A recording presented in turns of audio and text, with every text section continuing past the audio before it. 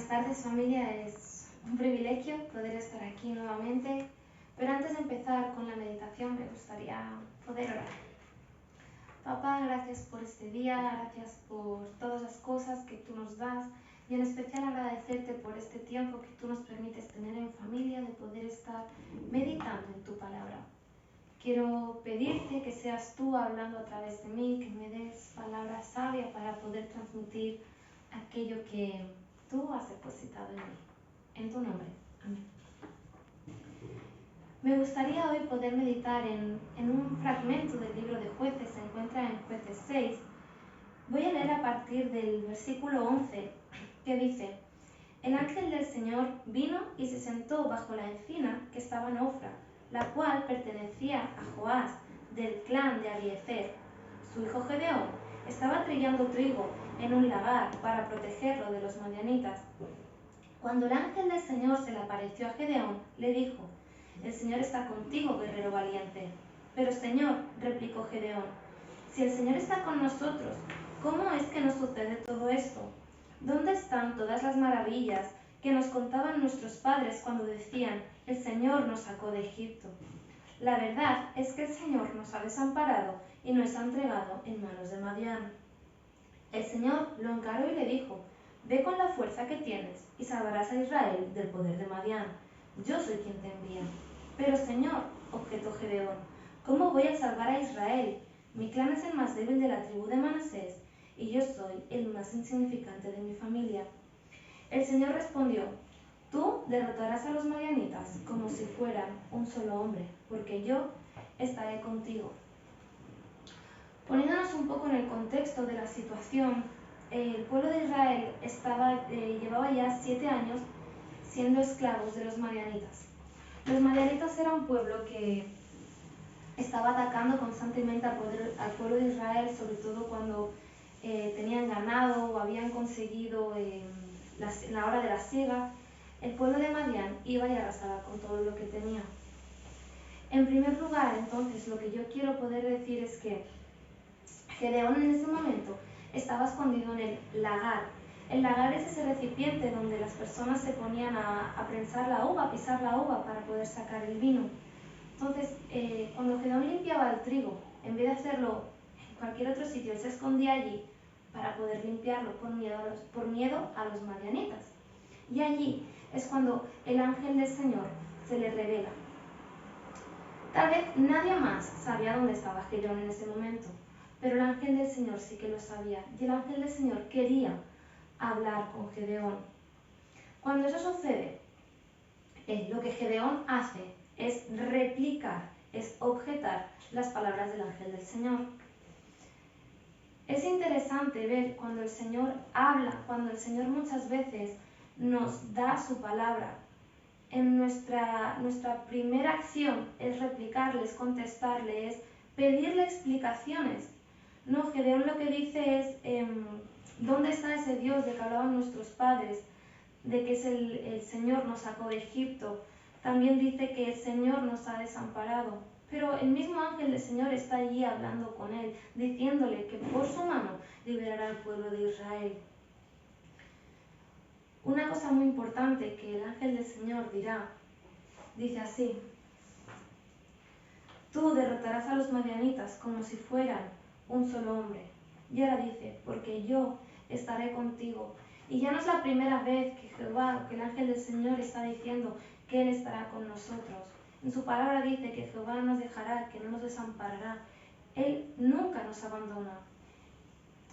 Y quiero repetir esto: cuando nadie más sabía dónde estaba Gedeón, el ángel del Señor lo visitó.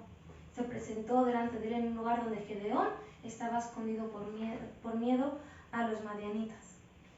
Y una cosa más que yo quería comentar en este día, y esta parte no la he leído, pero en el contexto, el pueblo de Israel en estos 7 años de esclavitud se queja y clama al Señor diciendo que dónde está.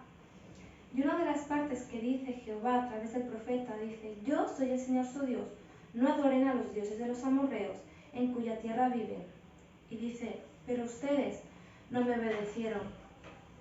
Lo primero que el ángel del Señor le va a pedir a Gedeón es que derribe el altar que su padre le ha construido a Baal y que construye un altar apropiado para el Señor, para Dios, ¿no? Esto lo encontramos en el versículo Jueces 6, 25 y 26.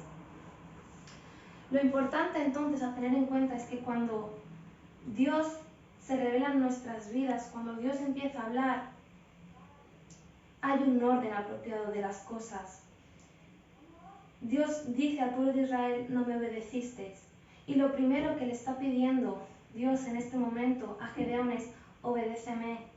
El primer mandamiento que Dios dio en Éxodo 20, Éxodo capítulo 20, versículo 2, es el hecho de que amarás al Señor tu Dios, que no tendrás ídolos.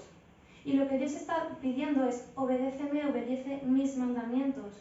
Yo obraré en ti, pero también te corresponde a ti obedecerme. Es el primer paso que Dios nos pide, es un acto de obediencia, un acto de adoración sincera. El poder obedecer, aun a veces, tal vez sin entender las situaciones, aun cuando Gedeón objetó, aun cuando Gedeón replicó, porque él pensaba que Dios los había desamparado.